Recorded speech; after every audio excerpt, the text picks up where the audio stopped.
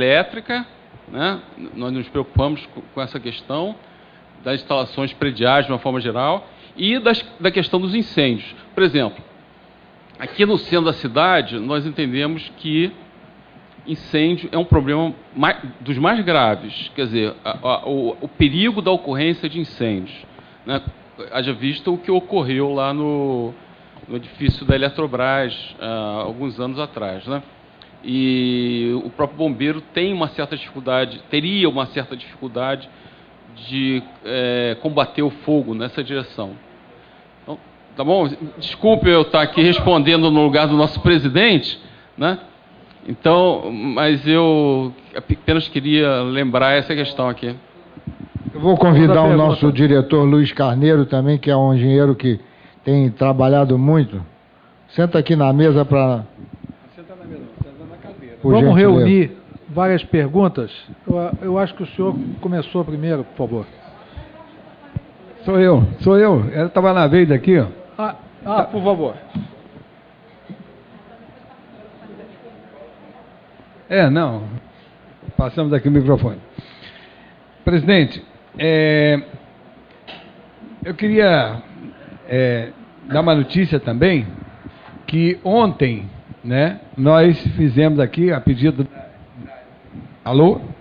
da Diretoria de Atividades Técnicas, a primeira parte de um seminário sobre pela qualidade de obras, né?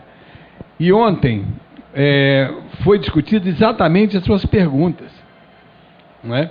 Infelizmente não deu para casar, nós queríamos fazer casado junto com essa palestra de hoje, mas nós tínhamos disponíveis somente no 22º andar no dia de ontem e na hora da realização do conselho aqui. Então, é impossível. Então, o palestrante tinha um condicionamento. O palestrante vinha de Brasília e só tinha essa data aqui no 22. Então, nós fizemos essa parte. O que foi falado ontem é o seguinte: a partir dos anos 70, final dos anos 70, houve um desmonte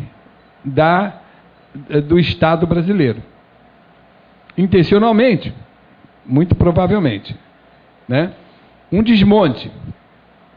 E nos anos 80 foi implantado um plano, aqui no estado do Rio e em várias partes do Brasil, um plano de demissão voluntária, que afetou principalmente aqui no nosso estado, e está para ser feito nos outros estados também, aqui no nosso estado, principalmente a demissão de engenheiros e professores. Foi o que mais afetou o tal de PDV nos anos 80. Tá? Então, como responder essa questão do cumprimento dessas leis que foram estabelecidas? O Estado não tem. O que precisa ser feito é nós lutarmos para que o Estado seja reestruturado, porque não há progresso sem engenharia. Não há progresso sem engenharia. Não há desenvolvimento. E agora nós temos mais uma questão. A questão que... Pergunta. Não, estou fazendo uma complementação à palestra. Não tem pergunta, não. É uma complementação à palestra. E agora nós temos mais uma questão. A questão de que no ano passado, em junho do ano... a Rio Mais 20, agora, né? A Rio Mais 20, no final do ano passado, ela procura que nós façamos um desenvolvimento que seja permanente, ou seja, que uma coisa que seja mais sustentável, que exatamente cai naquilo que o senhor falou, presidente, na questão da manutenção das coisas. As coisas precisam ser feitas de uma maneira que sejam mantidas. E como? Nós temos que fazer uma reestruturação do Estado. É isso que é necessário, para que possa haver essa inspeção que é tão necessária. Ok. Essa era uma complementação. Obrigado. Vamos ver as outras perguntas. Eu queria tentar responder a pergunta. Vamos, por favor. Senhores, boa noite. Meu nome é Roosevelt Gama, sou engenheiro civil, engenheiro de transporte e engenheiro de segurança. Doutor Bogosian, tive o prazer de ouvir a sua palestra no IEL, Hoje, ouço novamente e achei já mais enriquecida. Da oportunidade, não pude fazer a minha pergunta, tendo visto o número de presentes lá no IEL, não foi possível perguntar. Mas, na década de 90, 95, eu ouvi de um pesquisador do IPT, que, segundo ele, fez parte da comissão que deu assessoria à privatização, à concessão da ponte, Nesse trabalho deles, nos foi informado que, fazendo a inspeção na ponte, eles constataram que até então, mais ou menos 95, 93, nada tinha sido feito de manutenção dos pilares da ponte. E, naquela oportunidade, a continuar daquela maneira, os pilares teriam uma vida para mais 30 anos, uma vida útil para mais 30 anos. Por esse motivo, esta comissão sugeriu que a concessão fosse feita por 50 anos, para obrigar a concessionária a fazer a manutenção dos pilares, obviamente a parte mais cara. Por razões que nós suspeitamos, a concessão foi feita por 20 anos. Ela termina agora, talvez em 2015. Pelo barulho da carruagem, mais 10 anos vai acontecer a mesma coisa do viaduto Joá. A ponte Rio-Niterói vai ter que ser paralisada, reduzido o trânsito, porque haverá risco de desabamento da ponte. Esse problema permanece sem ser comentado, a não ser há cerca de 5 ou 6 anos atrás, que a Rede Globo deu uma notícia sobre problema de corrosão na ponte, etc. Mas a concessionária tranquilizou a população. Não, no momento, a população não corre risco. Eu quero saber, agora, depois de 10 anos. Pergunto se o senhor tem alguma notícia, alguma coisa que pode se referir a esse assunto, se de fato ele procede. Muito obrigado. Vamos passar para outra pergunta, por favor. Até cerca dos anos 80, nós tínhamos excelentes empresas de engenharia que faziam estudos profundos quando tinham obras de grande responsabilidade, principalmente. Eram estudos de pré-viabilidade técnica, econômica, financeira, hoje pode criar ambiental e social. Esses estudos eram verdadeira engenharia básica já para o projeto definitivo. Esses estudos eram publicados, eram colocados na entidade de classe, a sociedade em geral, então dificilmente seria executado um projeto, aprovado uma obra, sem que ela tivesse no mais próximo possível da perfeição, da realidade.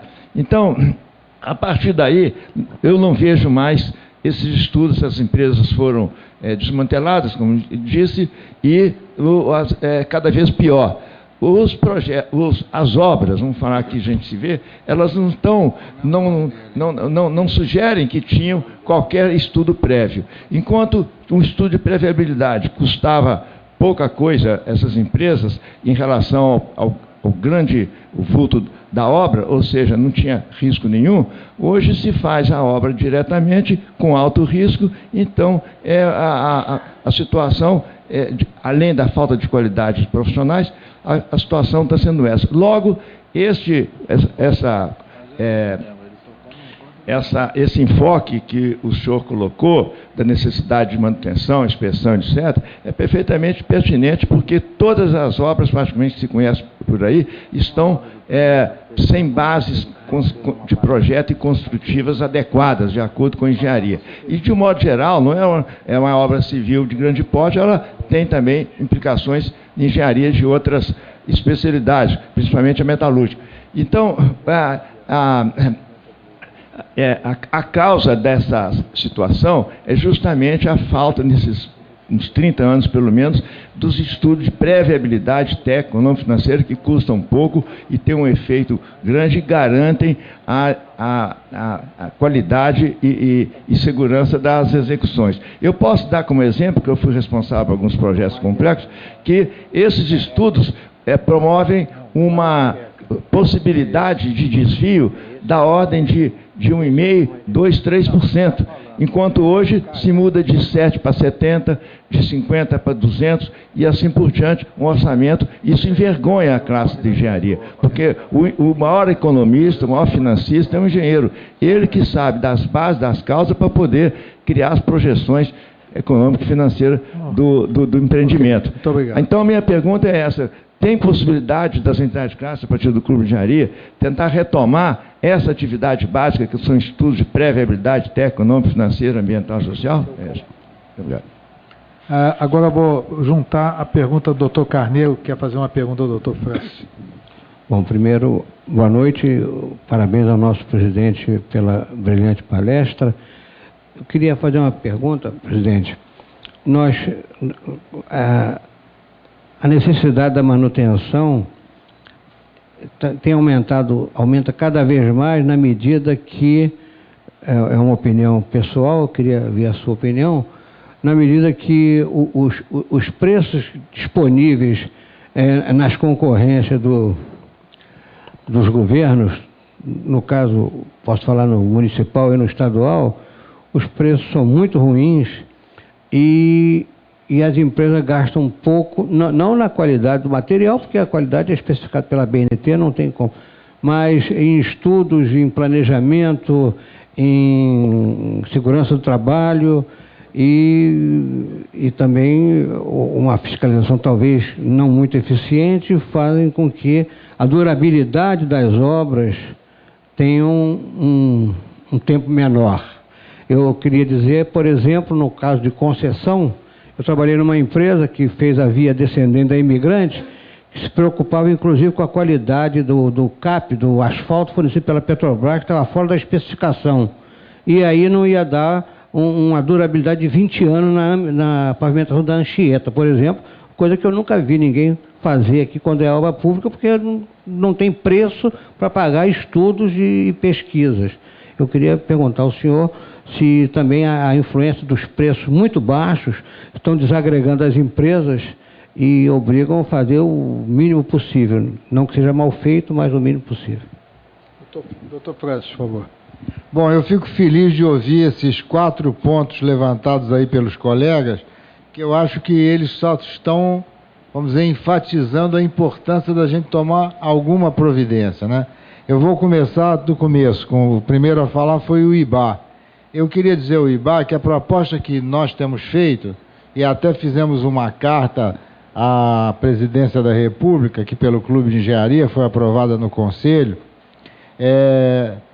de que a gente tenha um órgão federal com órgãos regionais para subsidiar tecnicamente as prefeituras para estudar esses problemas antes que eles ocorram. Fazer a verdadeira prevenção dos problemas causados pela água, que sejam escorregamentos de terra e alagamentos. Eu sempre cito, e alguns artigos que eu fiz a esse respeito, eu costumo contar aquela história de que a gente precisa... me perdi o que eu ia dizer, que eu fui me lembrar do artigo. A gente teria um órgão, agora me lembrei. Nós devemos ter um órgão federal, como a gente teve o Departamento Nacional de Obras de Saneamento, DNOS, com a sede, eu acho que até era no Nordeste ou em Brasília, e com escritórios regionais em diversas regiões do país. Esse DNOS acabou. Existe também o DENOX, acho que esse existe até hoje, não está fazendo nada, mas existe. Departamento Nacional de Obras contra as Secas. O que eu acho que devia existir não é 4, 5, 3 ou 2 ministérios envolvidos com isso. Devia haver um Departamento Nacional de Prevenção e Mitigação de Catástrofes. Esse órgão devia ser ligado à Presidência da República, no meu entender. E esse órgão criaria técnicos, geólogos, engenheiros florestais, engenheiros geotécnicos, gente de todas as áreas, porque aqui também no meio técnico existe briga do geólogo com o engenheiro geotécnico, um acha que o outro aqui é importante, eu acho que os dois são importantes. Eu diria que eu não posso prescindir da opinião de cada um. Então, devia ter um órgão no poder central é que atenderia as prefeituras dos municípios. Essa, no meu entender, é a solução para que esse problema não ocorra. Não é destacar uma verbinha para cada ministério que vai acabar sendo usado só na mitigação. E a mitigação é o tratamento do problema depois que ele ocorre, depois que vidas foram perdidas, patrimônios foram perdidos, tá certo? Então, essa é a minha proposição. Há quase 10 anos atrás, nós organizamos pelo CREA, eu era conselheiro do CREA, e propus uns encontros que andavam pelas regiões serranas. E começamos em Angra. E quem ia era o vice-governador do estado, que era o Luiz Fernando Pezão, que foi prefeito da cidade. O governador do estado destacou o vice-governador, Luiz Paulo Conde. E o Conde, então, não foi, na última hora não pôde ir, foi a chefe de gabinete dele, essa que foi presidente da Conlurb, e aí Ângela Fonte. E aí no final, na palestra de encerramento, que seria do vice-governador, de surpresa deram para mim fazer, me chamaram lá para fazer, e aí me veio à cabeça a chamada Carta de Angra. Eu sempre conto isso aqui, estou sendo repetitivo. E a Carta de Angra, que foi endereçada à então governadora do estado, a Rosinha, e foi endereçada ao ministro das cidades, o Márcio Fortes, propondo exatamente isso, a criação de uma entidade ao ministro, uma entidade federal para ajudar os municípios. E ao governador do estado, a governadora do estado, criar, eu ainda usei esse termo, uma espécie de uma GeoRio ampliada estadual para assistir a região serrana e a Baixada do Rio de Janeiro. Nada aconteceu, todo mundo se entusiasmou com a ideia, mas de concreto, a única atitude do governo atual foi a criação de uma entidade dentro do CPRM, né? DNPM, né? Departamento de Recursos Minerais do Rio de Janeiro, DRN. Mas eu acho que não é isso ainda, eu acho. Eu acho que é uma entidade específica para assistir os prefeitos, que são os responsáveis técnicos, legais sobre isso, e não tem dinheiro para ter uma estrutura técnica. Então esse é o assunto que você colocou. Com relação à Ponte Rio-Niterói, eu não tenho notícias nenhuma levantada pelo Roosevelt Gama, eu não tenho notícia nenhuma para lhe dar. Pode ser que tenha alguma coisa programada, eu não sei. Eu acho que não tem. Justamente por isso é que eu acho que vale a pena. Essa minha palestra não tem nada de conteúdo, vamos dizer assim, né?